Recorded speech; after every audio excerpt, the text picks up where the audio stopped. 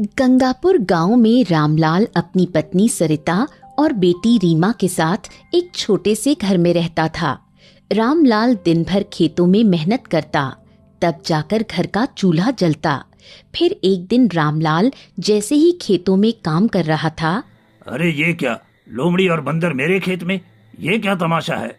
बंदर हांफता हुआ दौड़ता है और सीधा रामलाल के पीछे छिप जाता है। अरे तू मेरे पीछे क्यों छिप गया? भाग भाग, कहीं पेड़ पर चढ़ जा, मेरी आड़ में क्यों छिपा है? मालिक मालिक, मेरी रक्षा करो, वो लोमड़ी मुझे मार डालेगी। वो कई दिनों से मेरा पीछा कर रही है, अब मुझसे नहीं भागा जाता, मैं थक गया हूँ। अगर आज आपने मेरी मदद नहीं की तो मेरी जान चली जाएगी।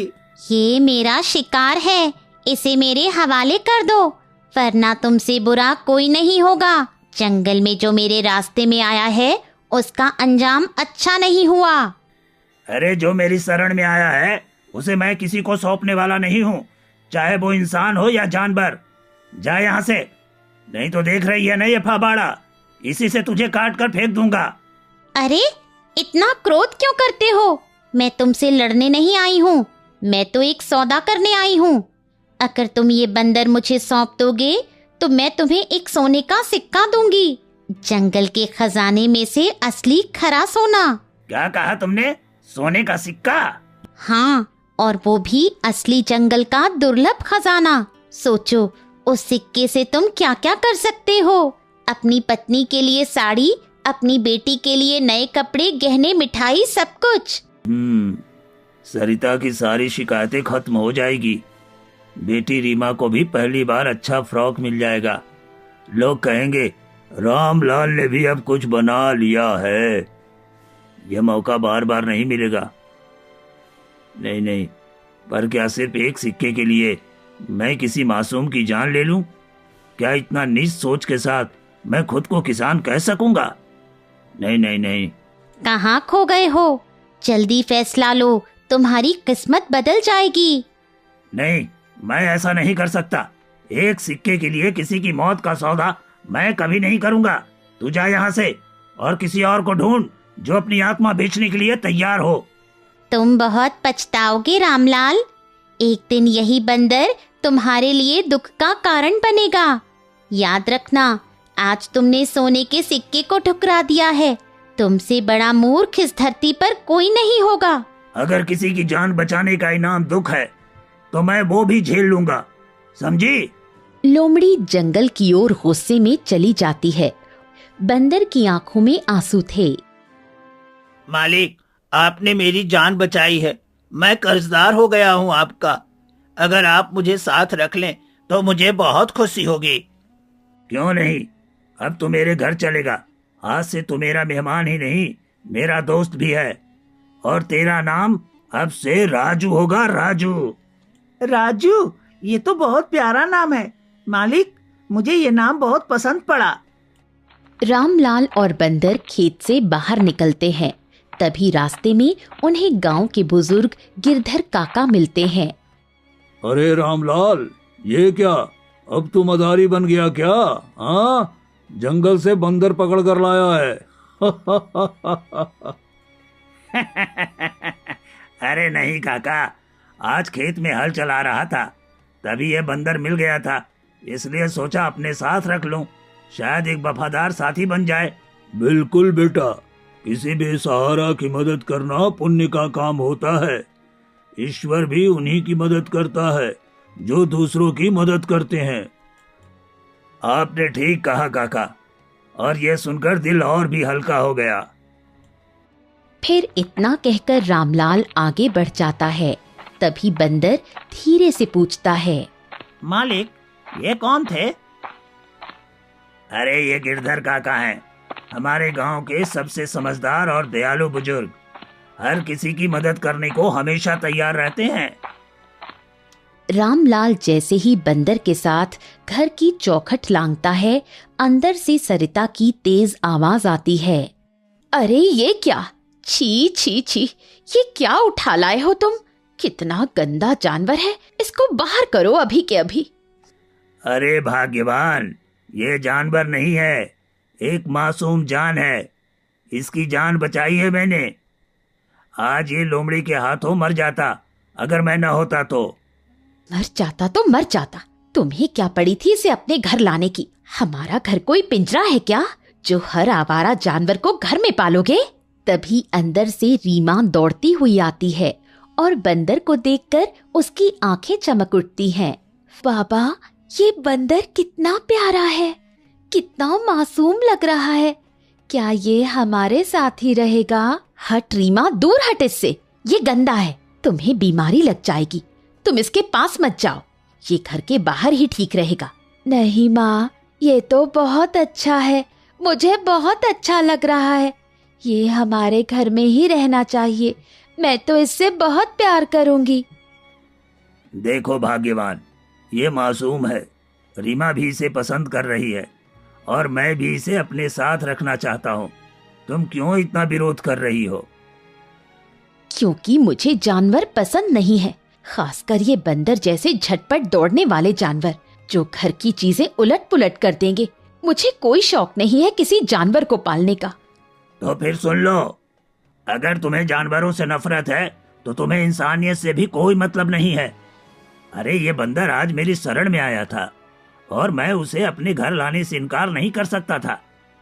ये अब इस घर का हिस्सा है। हाँ, अगर ये इस घर में रहेगा तो मैं ये घर छोड़ दूंगी, मैं कह देती हूँ।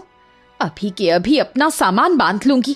तो ठीक है भाग्यवान, अगर तुम्हें मेरा साथ छोड़कर जाना है तो जाओ, लेकिन ये बंदर मेरे साथ रहेगा, क्योंकि ये सिर्फ जानवर नहीं है, ये उस विश्वास का प्रतीक है जो किसी ने मेरी तरफ दिखा है और मैं उसके विश्वास को तोड़ नहीं सकता। तुम जितना जल्दी इसे अपना सगा मान लो उतना अच्छा है, तुम्हारे लिए भी और हमारे लिए भी। सरिता गुस्से से मुंह फेरकर अंदर चली जाती है, कुछ नहीं कहती। मालिक, मुझे बहुत दुख हो रहा है कि मेरे कारण आप और मालकिन जी के बीच लड़ाई हो रही है। मुझे छोड़ दीजिए, मैं चला जाऊंगा जंगल में, वहीं मेरी जगह है। आप क्यों मेरी वजह से दुख झेलें? अरे नहीं, तू कहीं नहीं जाएगा। सरिता को समय लगेगा समझने में, पर तू चिंता मत कर, वो दिल की बुरी नहीं है, थोड़ी कठोर है। बस कुछ दिन के बाद वो भी तुझसे उतना ही प्यार करेगी जितना रीमा करती है। फिर रात होते ही सभी सो जाते हैं। राजू धीरे से रामलाल की ओर देखता है, फिर सरिता की आवाज उसके दिमाग में गूंजती है। नहीं मालिक, आपने मेरी जान बचाई है और मेरी वजह से आपकी जिंदगी में कोई झगड़ा नहीं बनने दूंगा, चाहे मेरी जान ही क्यों न चली जाए, पर आपके घर का सुकून नहीं जाएगा। राजू चुपचाप घर का दरवाजा खोलता है और घने जंगल की ओर निकल पड़ता है। जंगल के बीचों बीच सन्नाटा पसरा है। तभी झाड़ियों से फिर लोमड़ी निकल आता है।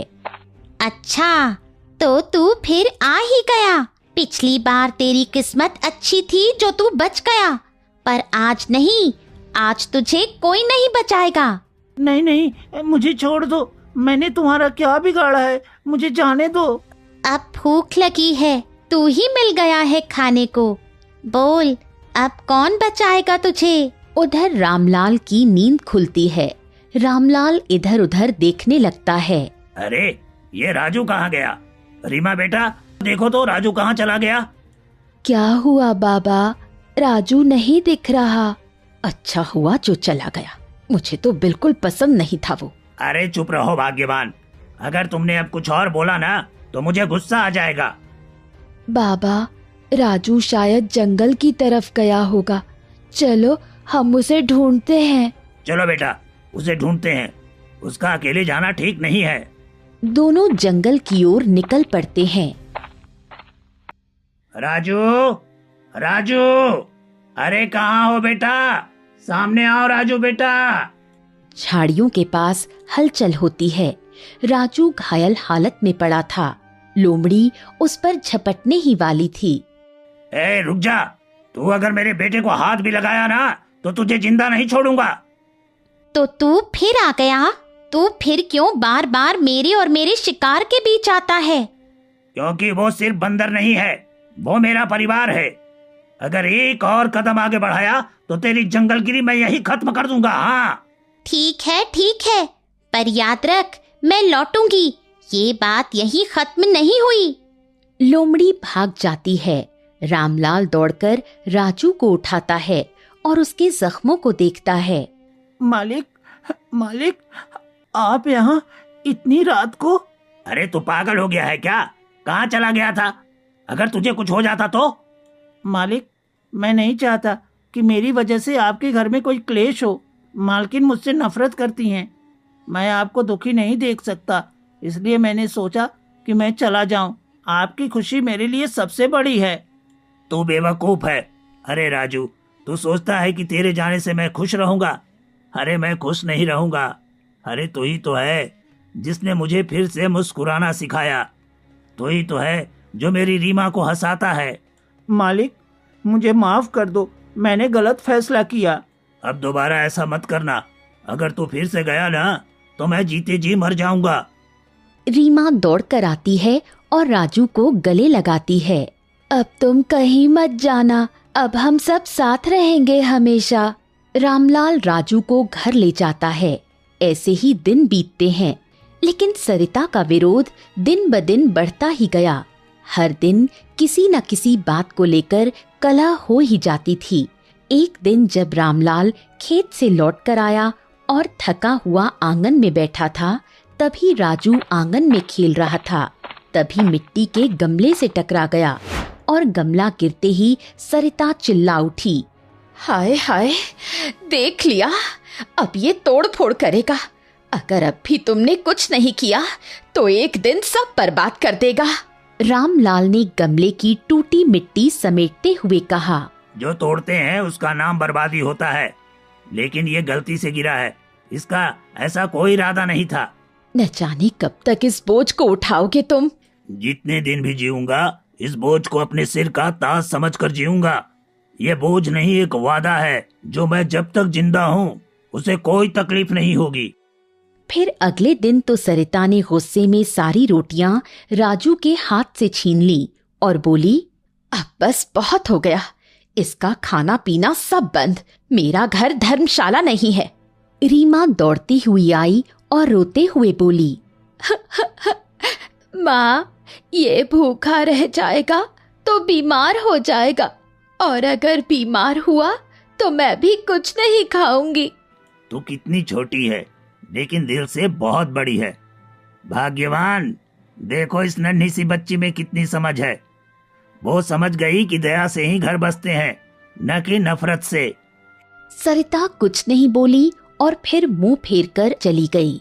ऐसे ही दिन बीतते रहे। रामलाल रोज सुबह राजू को साथ लेकर खेत जाता और देर शाम लौट आता। दोनों एक दूसरे के जैसे सबसे अच्छे साथी बन गए थे। फिर एक दिन रामलाल जैसे ही खेत से लौटा, अरे सुनिए, जल्दी आइए, रीमा जमीन पर बेहोश पड़ी है, आंखें भी नहीं खोल रही है। आप देखिए ना, ये क्या हो गया हमारी बेटी को। रामलाल घबराकर दौड़ते हुए रीमा के पास पहुंचा। हे भगवान, ये मेरी बेटी को क्या हो गया? रीमा बेटा, अरे आंखें खोलो बेटा, अरे बोलो ना बेटा, क्या हुआ है? अरे पिताजी को देखो, देखो पिताजी को। पता नहीं जी, ये खेल रही थी, अचानक गिर गई और होश ही नहीं आया।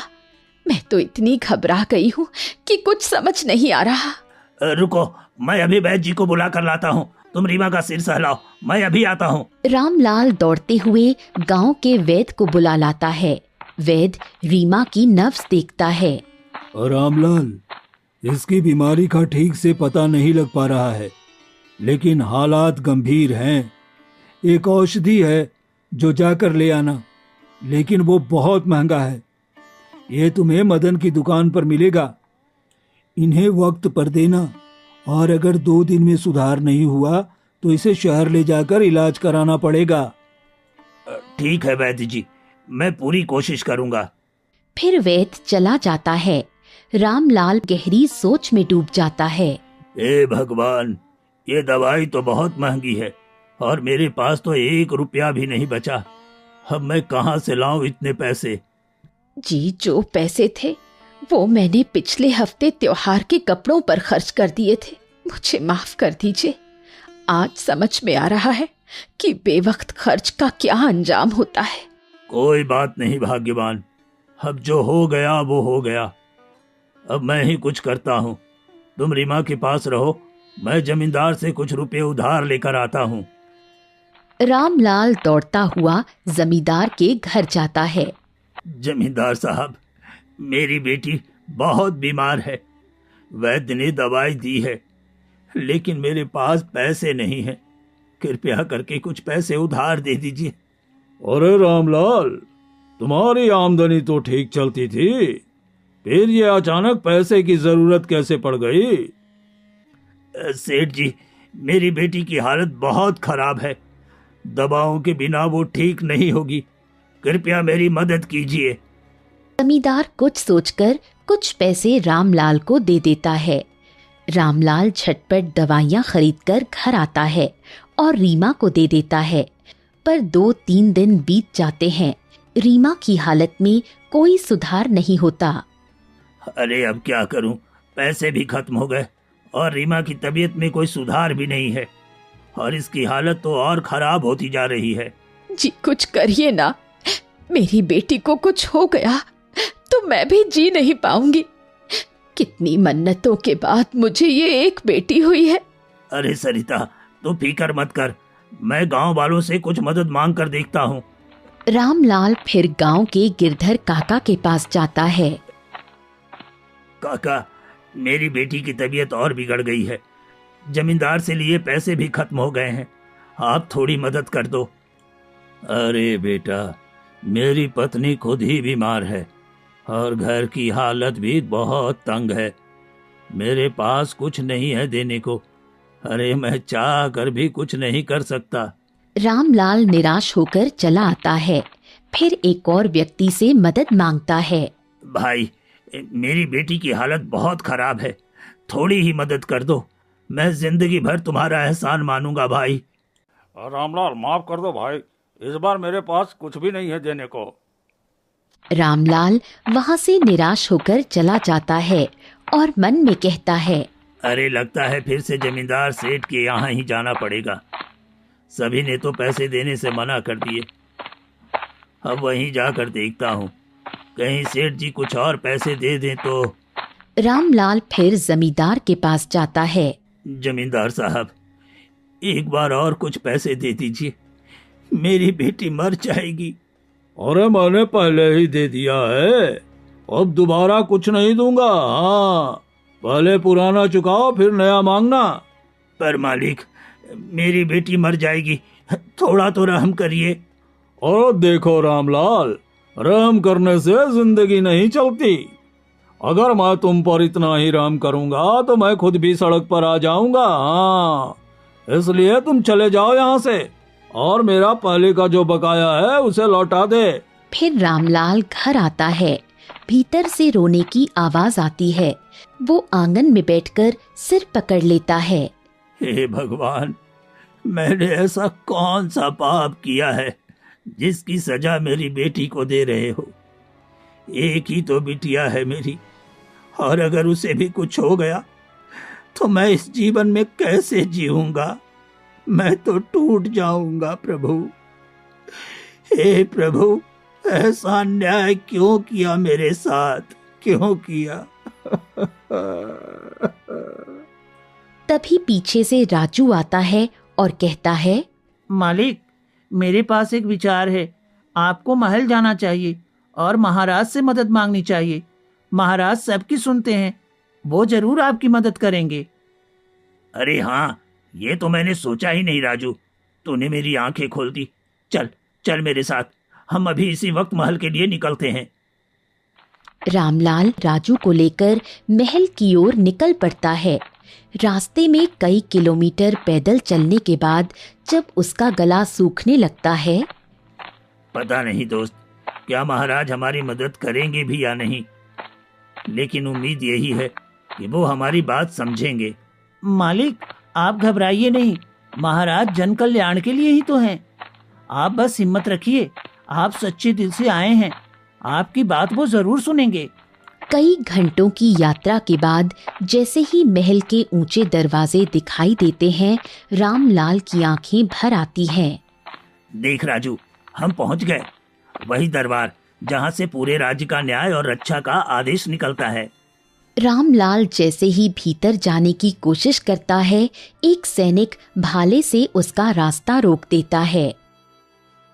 रुको, कौन हो तुम और इस तरह महल के अंदर कैसे चले जा रहे हो? भाई साहब, मेरा नाम रामलाल है। मैं महाराज से मिलना चाहता हूँ। बहुत जरूरी बात है, मेरी बेटी की जान पर बनी है। अरे महाराज से मिलना इतना आसान है क्या? हैं? वापस जाओ, यहाँ आम आदमी की कोई गुंजाइश नहीं है। नहीं, मैं नहीं जाऊंगा जब तक महाराज से मिल ना लूं। चाहे तो यहीं बैठा रहूंगा, लेकिन वापस नहीं जाऊंगा। उसी समय एक बुजुर्ग सैनिक पास आता है और कहता है, अरे जाने दो इसे, लगता है बड़ी विपत्ति में है और साथ में बंदर भी है। कुछ खास ही बात होगी। ठीक है, चलो, लेकिन ज्यादा ऊंची आवाज मत करना। हाँ। रामलाल और राजू धीरे धीरे दरबार के भीतर जाते हैं। महाराज सिंहासन पर बैठकर दरबारियों के साथ मंत्रणा कर रहे होते हैं। ये कौन है जो दरबार में बिना बुलाए प्रवेश कर रहा है, और वो भी एक बंदर के साथ? इसे जल्दी से दरबार से बाहर निकालो। महाराज, मैं गंगापुर गांव का एक गरीब किसान रामलाल हूँ महाराज, और ये मेरा बेटा जैसा मेरा राजू है। मैं आपसे अपनी बेटी की जान बचाने की प्रार्थना लेकर आया हूँ महाराज। बोलो रामलाल, तुम्हारी समस्या क्या है? हम तुम्हारी बात सुनने को तैयार हैं। महाराज, मेरी इकलौती बेटी रीमा बहुत बीमार है महाराज। गांव के वैद्य ने इलाज के लिए कई दवाइयां दी, पैसे उधार लेकर इलाज करवाया, लेकिन कुछ असर नहीं हुआ। जमींदार से दोबारा मदद मांगी तो उसने साफ मना कर दिया। गांव वालों से भी गुहार लगाई, लेकिन कोई आगे नहीं आया महाराज, कोई आगे नहीं आया। मेरी बेटी मर जाएगी अगर इलाज नहीं हुआ तो। आप ही मेरी आखिरी उम्मीद है महाराज। मैं जानता हूँ आप न्याय प्रिय हैं, आपसे किसी की पीड़ा छुपी नहीं रहती। रामलाल, चिंता मत करो, तुम्हारी बेटी का इलाज राज्य वैद्य करेंगे। तुम उसे तुरंत यहाँ ले आओ। महाराज, आप सच में ईश्वर से कम नहीं हैं। जैसा आपके बारे में सुना था, आप वैसे ही निकले। आप मेरे टूटते हुए भरोसे को फिर से जिंदा कर दिया महाराज, फिर से जिंदा कर दिया। रामलाल, इसमें कोई बड़ी बात नहीं है। हमने सिर्फ वही किया है जो एक राजा का धर्म है। प्रजा की सेवा करना ही सच्चा शासन है। रामलाल शीश झुकाकर धन्यवाद देता है और फिर कुछ ही घंटों में अपनी बेटी को लेकर महल में वापस लौटता है। राजवैद्य तुरंत रीमा का इलाज शुरू करते हैं। कुछ ही दिनों में जब महल का वातावरण थोड़ा सहज होता है, राजकुमार मोहित अकेले में सोचते हुए खिड़की की ओर देखता है। यही सही मौका है। अगर इस किसान की बेटी को किसी तरह से फंसा दूं, तो भविष्य में मुझे गद्दी हासिल करने में कोई अड़चन नहीं होगी। राजकुमार एक सिपाही को बुलाता है। तुम कल सुबह जंगल से कुछ खास जड़ी बूटी लेकर आओ, और ऐसी जड़ी बूटी जो कि जहरीले हो। राजकुमार, क्षमा कीजिए, लेकिन जहरीली औषधि किस लिए? मेरे कमरे में चूहे बहुत बढ़ गए हैं, उनका नाश करने के लिए। ठीक है राजकुमार, मैं कल सुबह ही ले आऊंगा। अब शुरू होगा असली खेल। गद्दी का रास्ता अब मुझे ही मिलेगा। इधर राजमहल के सेवक रीमा की देखभाल कर रहे होते हैं। राजू को कुछ हलचल शुरू हुई तो राजू छुप जाता है।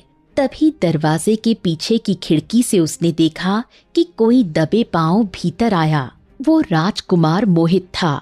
उसके हाथ में एक छोटी शीशी थी। वैद्य जी, आप तो राजमहल के सबसे अनुभवी वैद्य हैं ना? मैं आपसे कुछ बहुत जरूरी बात करने आया हूँ। जी राजकुमार, कहिए। राजकुमार थोड़ा पास आकर धीमे स्वर में बोलता है। आप तो जानते हैं ना कि राजा की 2 रानियां हैं, और बड़ी रानी की बेटी राजकुमारी शकुंतला को ही राजा गद्दी सौंपना चाहते हैं। हाँ राजकुमार, सुना है ऐसा ही कुछ विचार है महाराज का। और आप भी तो उन्हीं की ओर से राजकुमारी की प्रति। राजकुमार, मेरी निष्ठा और सच्चाई राजा के न्याय के साथ है। मैं किसी का पक्ष नहीं लेता। तब सुनिए, जिससे आपके हिसाब से सब कुछ बदल सकता है। और जो किसान की लड़की रीमा है, उसका इलाज आप कर रहे हैं। दिखावे में दवा चल रही है। अगर वो लड़की मर जाती है तो दोष सीधा राजकुमारी पर आएगा। क्योंकि आपको राजकुमारी ने ही इस महल में रखा था ना? आप उन्हीं के खास वैद्य हो। पिताजी आपको रखना नहीं चाहते थे। राजकुमारी ने जिद करके आपको रखा था। यदि आपकी दवा से लड़की मर जाती है तो लोग यही सोचेंगे कि आपकी दवा ने ठीक से काम नहीं किया, और लोग कहेंगे राजकुमारी के इशारे पर गरीब की बेटी को बलि चढ़ा दी गई। आप होश में तो हैं राजकुमार? ये आप क्या कह रहे हैं? आप एक मासूम बच्ची की जान से खेलना चाहते हैं, सिर्फ गद्दी के लिए?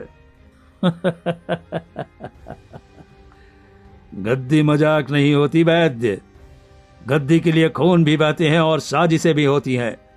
अगर तुम मेरा साथ दोगे तो तुम्हें जीवन भर किसी भी चीज की कमी नहीं होगी, और अगर ऐसा तुमने नहीं किया तो। नहीं, मैं ऐसा नहीं कर सकता। मैं सारी बात राजा को जाकर बता दूंगा।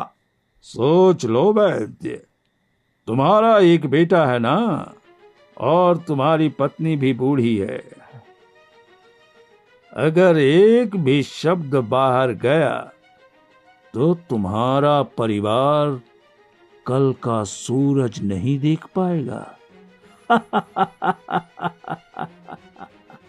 आप मेरे परिवार को क्यों बीच में ला रहे हैं? ठीक है, मैं कुछ नहीं कहूंगा। जो आप कहेंगे वही करूंगा। लेकिन कृपया मेरी पत्नी और बेटे को कुछ मत होने देना। राजकुमार मुस्कुराकर अपनी छोटी शीशी वैद्य के हाथ में थमाता है। ये लो, बस इतना करना है कि जब अगली दवा रीमा को दो तो उसमें इसकी भी कुछ बूंदें मिला देना। अरे इतना ही तो काम है। फिर देखना कैसे एक राजकुमारी का नाम मैं मिट्टी में मिलाता हूँ। वैद्य भारी कदमों से शीशी को लेकर भीतर की ओर बढ़ता है। राजू कोने में सब देख और सुन चुका होता है। राजू मन में, राजकुमार जिसे सब राजसी मर्यादा का प्रतीक समझते थे, आज उसी ने एक मासूम बच्ची की हत्या की साजिश रच दी, और सिर्फ इसलिए कि वो अपनी बहन को सिंहासन पर नहीं देखना चाहता है। मुझे महाराज को तुरंत ये खबर देना है। गेट के कक्ष के मुख्य द्वार पर सैनिकों ने उसे रोकना चाहा, लेकिन राजू जोर से चिल्लाया, मुझे राजा से मिलना है, अभी और इसी वक्त। ये राज्य का मामला है, गद्दी का मामला है, प्रजा की जान का मामला है। सैनिक उसे सम्मान के साथ अंदर ले गया। बंदर ने नतमस्तक होकर कहा, महाराज, मैं जानता हूँ कि मैं केवल एक पशु हूँ, पर मैं भी आपके राज्य का वासी हूँ, और आज मैं जो कहने आया हूँ वो आपके राज्य की नींव को हिला सकता है। बोलो, तुम इतना व्याकुल क्यों हो? क्या बात है जो तुम्हें इस समय मेरे पास ले आई है? महाराज, राजकुमार मोहित राजगद्दी पाने की लालच में मेरे मालिक रामलाल की बेटी रीमा की हत्या की साजिश रच रहे हैं। वो चाहते हैं कि दवाई में जहर मिलाकर उसे मारा जाए, और फिर इस दोष का सारा इल्जाम राजकुमारी शकुंतला पर लगे, ताकि उन्हें गद्दी से दूर किया जा सके, और अंत में गद्दी खुद राजकुमार मोहित को मिल जाए। ये तुम क्या कह रहे हो? ऐसा कैसे हो सकता है? राजकुमार ऐसा क्यों करेगा? तुम कहीं कोई भ्रम में तो नहीं हो? नहीं महाराज, मैं कभी झूठ नहीं बोलता। अगर आपको मुझ पर भरोसा नहीं है तो आप स्वयं उस वैद्य को बुलाकर पूछ सकते हैं जो रीमा का उपचार कर रहा है। सैनिकों, अभी इसी समय उस राज्य वैद्य को हमारे समक्ष लाया जाए। एक पल की भी देरी नहीं होनी चाहिए। कुछ ही देर में सैनिक वैद्य को लेकर दरबार में पहुंचे। बताओ, क्या सच्चाई है? क्या तुम्हें राजकुमार ने कुछ कहा? क्या कोई षड्यंत्र रचा गया था? अगर एक भी बात छिपाई तो अंजाम गंभीर होगा। महाराज, मैं क्षमा चाहता हूँ। राजकुमार मोहित ने सचमुच मुझसे कहा था कि रीमा की दवाइयों में जहर मिला दूं, क्योंकि उन दवाओं को तैयार करवाने की जिम्मेदारी राजकुमारी शकुंतला की थी। अगर लड़की मर जाती तो सभी का शक उन्हीं पर जाता और फिर वो राजगद्दी से हटा दी जाती। किसी मासूम बच्ची को मारकर राजगद्दी पाने की योजना, ये कितना घिनौना षड्यंत्र है। सैनिकों, राजकुमार मोहित को अभी के अभी हमारे सामने प्रस्तुत किया जाए। कुछ ही देर में राजकुमार दरबार में लाया गया। वो भ्रमित और भयभीत था। मोहित, तुमने ऐसा क्यों किया?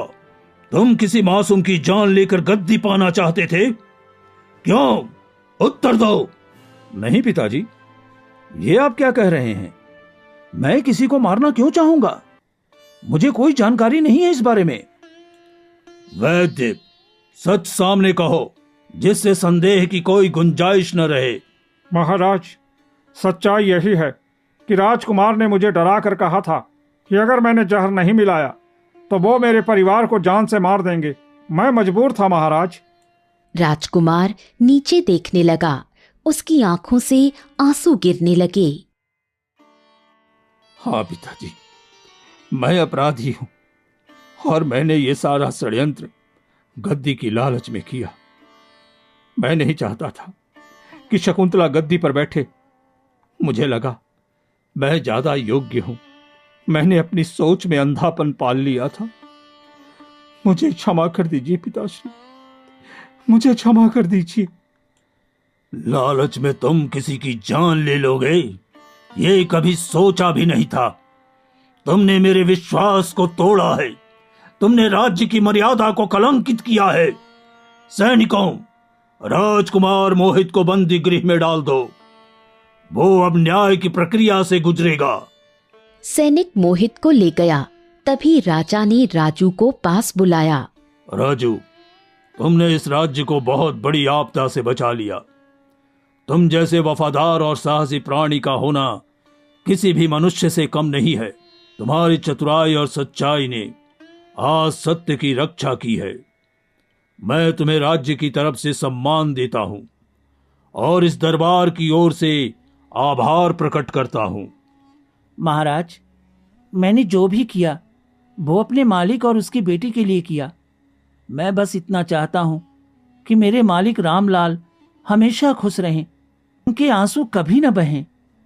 फिर कुछ ही दिनों में रीमा पूरी तरह से ठीक हो गई तो रामलाल अपनी बेटी को लेने आता है और राजा से कहता है, महाराज, आपका बहुत बहुत धन्यवाद। आज आपकी वजह से मेरी बेटी पूरी तरह से ठीक हो गई है। अगर भविष्य में कभी भी मेरे लायक कोई काम हो तो आप मुझे कभी भी याद कर लीजिएगा। तुम्हारी बेटी ठीक है, इससे बड़ी खुशी की बात कुछ नहीं हो सकती रामलाल। फिर रामलाल अपनी बेटी को लेकर घर आ जाता है। आज महाराज और ये मेरे दोस्त की वजह से हमारी बेटी सही सलामत है। सरिता? हाँ जी, महाराज का ये एहसान हम कभी नहीं भूलेंगे। साथ में तुम्हारा भी मेरे प्यारे बंदर। मैंने तुम्हें कितनी खरी खोटी सुनाई, पर तुमने हमेशा हमारे परिवार का साथ दिया। तभी बाहर अचानक शोर मचा। कुछ सवारियां रामलाल के घर के बाहर आकर रुकीं। दरवाजा जोर से खुला और राजकुमार मोहित की मां रानी मालती अपने अंग रक्षकों के साथ घर में दाखिल हुई। रामलाल, तुम्हारे बंदर की इतनी हिम्मत जो मेरे बेटे को कारागार भिजवा दिया। तुमने तो अपने आप को बहुत बड़ा समझ लिया होगा। आज मैं तुम्हें बताऊंगी कि असली ताकत क्या होती है। तुम्हारा अंत यही होगा।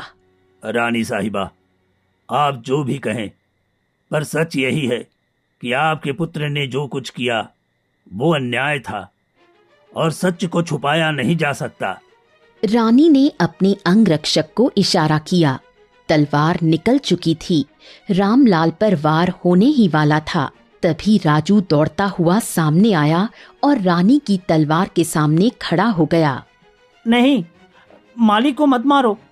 अगर तुम किसी को सजा देना चाहती हो तो मुझे दो, क्योंकि राजा को सारी सच्चाई मैंने बताई थी। अगर मालिक मर गया तो मैं भी जीते जी मर जाऊंगा। वो मेरा सब कुछ है।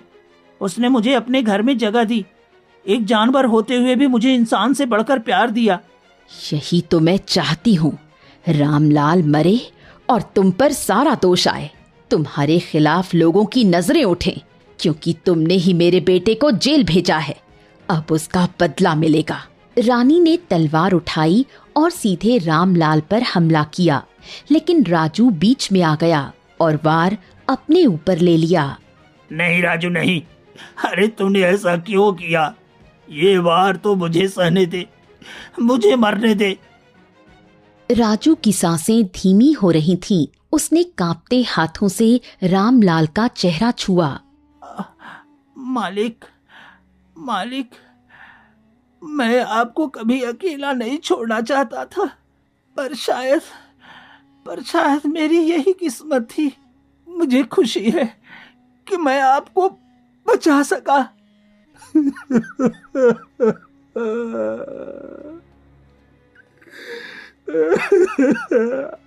राजू। और राजू की आंखें धीरे धीरे बंद हो गईं। रामलाल जोर से रो पड़ा। रानी ने फिर से तलवार उठाई। दूसरा वार करने ही जा रही थी, तभी राजा महल से सैनिकों के साथ पहुंचे। रानी मालती, तुमने सारी सीमाएं पार कर दी है, राज्य की मर्यादा को कलंकित किया है। अब तुम्हें इसका उत्तर देना होगा। राजा ने इशारा किया। सैनिकों ने रानी को पकड़ लिया। वो छटपटाई, पर कोई सुनवाई नहीं हुई। तुमने एक ऐसे प्राणी की हत्या की है जिसने हम सबको निस्वार्थ प्रेम का पाठ पढ़ाया। तुमने एक पवित्र आत्मा को मार डाला। रानी को महल में बंदी बनाकर ले जाया गया। वहीं रामलाल बैठा था। राजू का शरीर जमीन पर पड़ा था। अरे बोलना, अरे एक बार बोल दे। तू झूठ बोल दे कि तू मरा नहीं है। तेरा मजाक है, हर बार की तरह। आज भी कोई चाल है तुम्हारी। मुझे यूं अकेला छोड़कर मत जा। अपने आप को संभालिए जी। आपको याद है आपका दोस्त क्या कहकर गया है? उसने बोला था आपको अपना ध्यान रखना है। आप इस तरह टूटकर बिखर नहीं सकते। रामलाल, मुझे माफ कर दो। आज हमारी वजह से तुम्हारा सबसे प्यारा साथी तुम्हें हमेशा के लिए छोड़कर चला गया। रानी की तरफ से मैं माफी मांगना चाहता हूं। महाराज, आप माफी क्यों मांग रहे हैं? आपकी वजह से तो मेरी बेटी रीमा आज जिंदा है। आपने जो किया है वो एक सच्चे राजा का धर्म था। पर ये जो मेरी गोद में पड़ा है, ये सिर्फ बंदर नहीं था। ये मेरा बेटा था, मेरा साया था। जब सबने मेरा साथ छोड़ दिया था, तब यही था जो मेरे साथ खड़ा था। भूखा रहा, लेकिन मुझे कभी अकेला महसूस नहीं होने दिया। अब ये मुझे छोड़कर चला गया। महाराज, मुझे समझ में नहीं आ रहा है कि मैं इसके बिना कैसे जी पाऊंगा। रामलाल, मैं समझ सकता हूं तुम्हारा दर्द, पर तुम्हारा परिवार भी है। रीमा है, सरिता है। अगर तुम इस तरह से टूट गए तो उन्हें कौन संभालेगा? कौन उन्हें जीने का हौसला देगा? तुम्हें इस दुख से लड़ना होगा ताकि राजू की आत्मा को शांति मिल सके।